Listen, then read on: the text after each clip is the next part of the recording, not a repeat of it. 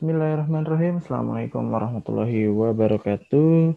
Selamat pagi, siang, sore, malam, kapanpun kalian menyimak video pembelajaran di channel Explore Biologi. Pada video kali ini, kita akan lanjutkan materi pada prakarya dan kewirausahaan kelas 10.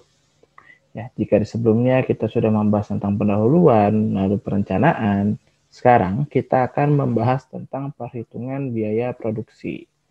Oh ya, PowerPoint ini dibuat oleh teman saya di channelnya ada di bawah. Ya, nanti akan saya cantumkan juga channelnya jika kamu ingin berkunjung. Ya. Oke, kita masuk ke perhitungan biaya produksi. Oke, ngomongin biaya produksi, kita harus tahu dulu sebelumnya kenapa kita harus belajar ini atau tujuan apa yang akan dicapai setelah kamu belajar video ini. Jadi setelah mempelajari materi ini, kamu diharapkan dapat yang pertama, memahami perhitungan harga pokok produksi. Jadi akhir atau ujung dari kamu setelah belajar materi ini adalah kamu bisa menghitung harga pokok produksi utamanya pada usaha pengolahan makanan awetan, baik dari bahan nabati dan juga bahan hewani. Lalu yang kedua, mengevaluasi hasil dari perhitungan harga pokok produksi. Usaha pengolahan makanan awetan, baik dari bahan nabati ataupun bahan hewani. Nah, lalu selanjutnya, tentu kalau ngomongin biaya produksi, pertanyaannya adalah apa sih biaya produksi itu? Biaya produksi adalah biaya-biaya yang harus dikeluarkan ya untuk terjadinya produksi tersebut. Ya karena kita sedang membahas budidaya tanaman pangan, pengolahannya, ya berarti produksi pengolahan tanaman pangan tersebut. Nanti akan beda misalnya ya kita bahas nanti kerajinan ya tentu biaya produksi kerajinan seperti itu ya. Nah kita udah tahu apa itu biaya produksi, tapi yang harus diingat adalah kuantitas produksi atau jumlah produksi itu sangat mempengaruhi harga pokok produksi. Ya, semakin besar kuantitasnya atau jumlahnya, maka efisiensi itu akan semakin ditekan dan biaya yang dikeluarkan akan makin kecil. Loh kok bisa Pak? Loh kok bukannya semakin banyak itu berarti uang yang akan dikeluarkan akan semakin banyak? Iya, tapi semakin banyak produksinya, secara otomatis nantinya akan mempengaruhi atau mengurangi harga pokok produksi karena efisiensinya semakin ditekan. Nanti kita lihat ya. Nah, selanjutnya, apa unsurnya yang bisa mempengaruhi perhitungan harga produksi? Setidaknya ada 6. Nah, ini nanti kita akan bahas satu persatu ya. Mulai dari biaya investasi, tetap, tidak tetap, total biaya, harga pokok produksi, dan juga harga jual produk. Nanti kita akan bahas satu persatu. Nah, sekarang kita masuk yang pertama yaitu biaya investasi. Apa sih biaya investasi? Biaya investasi adalah ya kalau ngomongin investasi, karena kita lagi ngomongin produksi, ya jadi kita bahas investasi pada produksi. Investasi itu adalah pembelian perlengkapan, bisa alat, ya, bisa mesin gitu kan ya. Nah, yang dibutuhkan untuk proses produksi tersebut. Jadi kata kuncinya adalah pembelian perlengkapan yang dibutuhkan untuk proses produksi. Ya kalau dia tidak terpakai untuk proses produksi, ya nanti jangan dimasukkan ke biaya produksi. Kan begitu. Nah, lalu contohnya apa dari biaya investasi tersebut? Ini alat untuk mengolah makanan itu termasuk ke biaya investasi. Karena itu bisa digunakan terus-menerus dan nggak harus dibeli setiap kita memproduksi. Contohnya adalah misalnya kamu ingin membuat usaha makanan asinan. Misalnya butuh panci besar. Ya nggak mungkin dong setiap kamu buat asinan, kamu beli panci baru. Nah, itu kan seperti itu contohnya. Jadi ada yang namanya biaya investasi, yaitu biaya untuk alat dan mesin yang akan dipakai terus-menerus. Gitu. Nah, ini juga contoh yang lain ya. Biasanya sih ya perlengkapan masak lah, atau perlengkapan mengolah makanan. Seperti itu. Nah, selanjutnya ada misalnya kita contoh buat tabel biaya investasi di sini. Misalnya kita mau mencantumkan alatnya itu vacuum sealer. Nah, jumlahnya berapa ya? 1. Karena kita butuhkan cuma 1, nggak usah beli banyak-banyak, kan begitu. Nah, harga satuannya misalnya 300.000, ya berarti jumlahnya 300.000.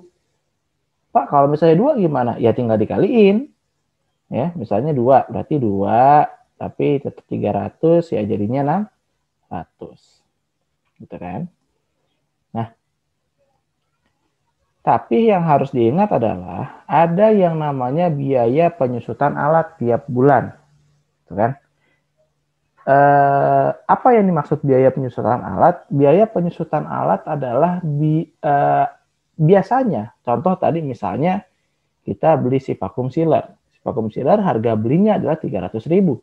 Tentu setelah kita pakai terus-menerus, sampai dia nantinya rusak, sampai nanti dia tidak bisa dipakai lagi, tentu harganya tidak 300.000 lagi. Contoh misalnya kita total investasi yang kita keluarkan 24 juta. Setelah 5 tahun, ya setelah 5 tahun itu 60 bulan, setelah 5 tahun ternyata sudah selesai semua, atau bukan selesai, sudah perlu diganti semua secara serentak. Ya, kita bisa hitung itu berapa biaya penyusutannya. Jadi 24 juta, ya maaf, dibagi 60 bulan. Ya, jadi yang dihitungnya per bulan. Pak, bisa nggak per tahun? Bisa. Cuman untuk per tahun agak sulit. Karena jarang yang benar-benar pas 1 tahun, 2 tahun, dan seterusnya. Sementara kalau bulan itu lebih mudah. Ya, karena jangka waktunya tidak terlalu lama dan juga tidak terlalu sebentar. Ya, berapa hasilnya? 400.000. Nah, itu cara kita menghitung biaya penyusutan alat di tiap bulannya. Jadi, contohnya ya berarti biaya penyusutan alat semuanya itu adalah 400.000. Oke. Nah, selanjutnya ada biaya tidak tetap. Bisa juga disebut sebagai biaya variabel. Nah, biaya tidak tetap atau variabel adalah biaya yang dikeluarkan sesuai dengan jumlah produksi. Jadi semakin banyak produksi yang dikeluarkan, tentu biayanya juga akan lebih banyak untuk si biaya tidak tetap ini. Ya. Dan tadi kenapa namanya biaya tidak tetap? Itu tergantung ke sifatnya, yaitu sifat tidak tetap. Karena akan sangat bergantung sekali dengan jumlah produksi yang dilakukan. Contoh, bahan baku, bahan pembantu, bahan kemasan. Nah, itu kan tergantung kita buatnya berapa. Tentu akan berbeda. Misalnya kita mau bikin rendang 10 bungkus dengan rendang 1000 bungkus tentu akan beda biaya tidak tetapnya karena kita butuh dagingnya lebih banyak, kita butuh kemasannya lebih banyak. Nah, kan contohnya kayak gitu, ya. Nah, ini adalah contoh dari perhitungan dari tabel biaya tidak tetap. Misalnya kita mau beli 3 bahan, ya, yaitu buah jambu, buah mangga, dan cabai merah. Masing-masing buah jambu misalnya volumenya 2 kg. Ya, tinggal dikali kan harga satuannya 10.000 sama kayak tadi. Nah, berarti 20.000. Hal yang sama berlaku di buah mangga dan cabai merah. Ya. 2 kg 20.000, 40.000. Nah, totalnya, nah ini agak typo sedikit ya, yaitu harusnya 100.000. Dari mana 100.000? 100.000 adalah penjumlahan dari ketiga ini. Nah, karena kan jumlah per 1 kali produksi. Jadi, untuk produksi ini, misalnya dari 3 bahan itu, ya biaya tidak tetap, jadi berarti ada 100.000. Seperti itu. Itu cara kita menghitung tabel biaya tidak tetap. Nah, kalau tadi biaya tidak tetap, tentu kalau ada tidak berarti ada yang iya, yaitu biaya tetap. Apa sih biaya tetap? Biaya tetap adalah biaya yang dikeluarkan dengan jumlah tetap setiap bulannya. Berapapun jumlah produksinya. Jadi mau produksi 1000, mau produksi 10, 500 akan hampir tetap sama terus-menerus. Ya. Contohnya, Tenaga kerja. Tenaga kerja kayak kemarin saat pandemi, awal-awal pandemi, banyak kasus PHK. Kenapa? Karena biaya yang harus ditekan itu ada di biaya produksi. Karena karena penjualan menurun, tentu produksinya harus tekan sebagaimana rupanya. Dan yang jadi incaran untuk ditekan adalah biasanya selain biaya tidak tetap, yaitu biaya tetap. Air dan listrik tentu akan mengikuti sendiri, tergantung penggunaannya. Penyusutan alat tadi tetap termasuk. Nah, tenaga kerja ini yang agak cukup riskan, karena walaupun namanya biaya tetap, ada gaji karyawan per bulan, tapi dia akan sangat tergantung sekali dengan penjualan yang dilakukan. Itu ya. Itulah alasan kenapa saat awal-awal pandemi, bahkan mungkin sampai sekarang, masih banyak terjadi PHK di mana-mana, terutama di industri makanan. Nah, misal ini tabel biaya tetap, ya. Misalnya ada tenaga kerjanya 2 orang, masing-masing digaji 500.000, berarti 1 juta, ya. Air 1,5 juta. Ini mungkin include listrik, ya. Lalu ada penyusutan alat 400.000 dan biaya lainnya 100.000. Ya, ini per bulan loh, ya, per bulan. Karena 400.000 dapat dari mana nih Pak? Ya tadi yang kita coba hitung tuh di slide sebelumnya tuh. Nah, kamu bisa rewind sedikit, itu kan kita dapat 400.000. Kan? Biaya lainnya, ya biaya lainnya yang mungkin dipakai tapi tidak terdata. Ya. Jadi total biaya per bulannya 3 juta. Total biaya per hari, Pak kok dibagi 20? Ya karena ini tidak memasukkan weekend. Pas weekend tidak berproduksi, jadinya 20. Kalau usaha kamu kerjanya tiap hari boleh ya 30 gitu. Dihitung sesuai harinya saja ya. Di sini berarti 150.000 per bulan untuk biaya tetapnya. Oke, sudah mulai terbuka ya berarti tentang biaya tidak tetap, biaya tetap. Nah, terkenal banyak nih. Sekarang kita masuk ke intinya. Wah, Pak, dari tadi belum inti nih. Ya belum. Karena tadi tujuan kamu belajar ini adalah kamu bisa menghitung total biaya produksi dan menentukan harga pokok produksi. Itu kan ya? Nah, total biaya adalah jumlah keseluruhan dari biaya tidak tetap dan biaya tetap. Ya, jadi ditotalin aja semuanya. Contoh misalnya, tadi ya, total biaya itu biaya variabel, yaitu biaya tidak tetap tadi, ditambah biaya tetap. Misal biaya variabelnya 410.000, biaya tetapnya 150.000. Ya berarti total biayanya itu adalah 560.000. Gitu. Nah, itu cara kita menghitung total biaya. Kemudian, bagaimana cara menghitung harga pokok produksinya? Cara menghitungnya, oh ya, sebelum saya udah pengen hitung-hitung aja nih. Tapi harga pokok produksi intinya adalah harga pokok suatu produk. Ya, harga pokoknya dulu. Nanti bisa diolah lagi jadi harga jual dan harga distribusi dan lain-lain. Bagaimana kita ngitungnya? Dihitung dari jumlah biaya yang dikeluarkan untuk memproduksi produk tersebut. Jadi totalin dulu, sama intinya mentotalkan, menjumlahkan. Nah, harga pokok produksi. Tadi kita sudah dapat sebelumnya. Harga pokok produksi sama dengan total biaya. Nah, sama dengan total biaya nih. Total biayanya berapa? 560.000. Dari mana, Pak? Lihat slide sebelumnya. Oke. Nah, misalnya kita produksinya ternyata 500 pieces atau 500 buah. Ya, berarti dibagi 500. Nah, berarti harga pokok produksinya adalah 560.000 dibagi 500 sama dengan 1.120 rupiah. Berarti ini buat apa sih Pak kita ngitung ginian? Supaya kamu tahu bagaimana caranya supaya kamu tidak rugi. Gitu. Jadi kalau kita udah bisa ngitung ini, kita tahu, kita bisa memperkirakan, kita jangan jual barang kita lebih rendah dari ini. dari si 1120 ini, tapi harus lebih tinggi. Nah, gimana cara nentuinnya atau gimana cara menentukannya? Ada yang namanya harga jual produk. Jadi 1120 itu bukan harga kamu ngejual ke konsumen, tapi baru harga kamu memperoleh yang namanya titik impas, break even point. Ada materinya di YouTube saya ini, bisa kamu bongkar sendiri. Nah, sekarang kita belajar harga jual produk.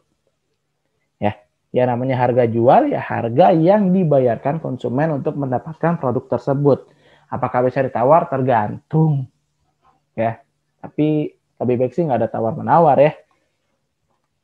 Nah, dari mana kita tahu atau gimana bisa terhitung? Nah, dihitung dari yang namanya biaya produksi dan biaya lain di luar produksi. Seperti apa? Biaya distribusi, biaya promosi. Ya, misalnya kan kalau yang di endorse tuh kan mereka mengeluarkan uang, itu namanya biaya promosi. Biaya distribusi dari mana? Mungkin ya bisa dari saat kamu mengirim barang tersebut gitu kan ya, atau misalnya biaya perjalanan dan lain-lain, itu namanya biaya distribusi.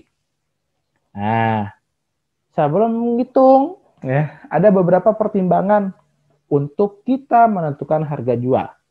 Yang pertama, harga jualnya harus sesuai. Ya dong. Kenapa ada coklat yang harganya hanya Rp500 dan ada coklat yang harganya bisa sampai jutaan? Ada orang bilang, ini coklat 500 murah banget, isinya apa aja sih? Atau ada orang lain yang bilang, ini coklat mahal banget, 1 juta, isinya apa sih? Saat kamu ngomong kayak gitu, berarti mungkin kamu bukanlah pasar yang dituju oleh si harga jual atau si produsen tersebut. Karena kan logikanya, ini kenapa coklat ini bisa laku, padahal mahal 1 juta. Siapa sih yang mau makan 1 juta untuk coklat? Ada kok. Tetap laku. Karena bukan kamu yang dituju oleh si produsen tersebut. Gitu. Lalu yang kedua, mempertimbangkan harga jual dari pesaing dan target pencapaian break even point atau titik impas tadi ya. Nah, kita lihat juga, misalnya saya mau jual rendang. Ya, rendangnya misalnya satu potongnya saya jual 10.000. Ternyata ada pesaing yang jualnya lebih murah, rasanya hampir serupa, tuh kan, dengan tampilan lebih menarik, dan dia jual hanya 9.000. Ya, orang tentu akan lebih tertarik dengan 9.000 tadi karena ada konsumen yang lebih mementingkan harga belinya atau beberapa yang dia keluarkan dibandingkan produknya. Betul. Itu yang kedua ya. Yang ketiga, jumlah keuntungan. Nah, kita mau untung berapa? Kita mau untung berapa? 10% kah? 20% kah? 50% kah?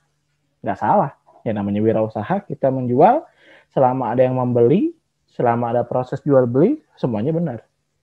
Gitu. Nah, itu ya tadi beberapa pertimbangannya.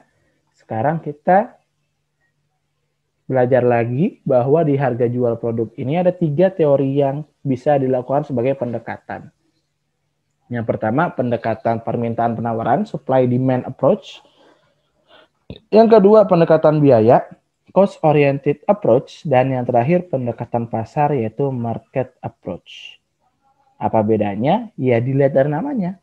Kalau yang pertama, pendekatan permintaan dan penawaran dilihat. Oh, biasanya dites pasar dulu. Kira-kira berapa nih konsumen itu tertarik harganya? Oh, misalnya kalau dikasih harga Rp5.000, permintaannya naik. Begitu dinaikkan sedikit 5.500, ternyata langsung jeblos atau jeblok penjualannya. Tentu bakal jadi evaluasi gitu. Yang kedua, pendekatan biaya, cost oriented approach, ya menentukan harga dengan menentukan biaya atau menghitung biaya yang dikeluarkan produsen. Jadi yang benar-benar dilihat tuh biayanya aja, biaya produksinya aja yang tadi kita hitung tuh. Kita nggak memperduliin konsumen. Gitu. Lalu yang ketiga, pendekatan pasar.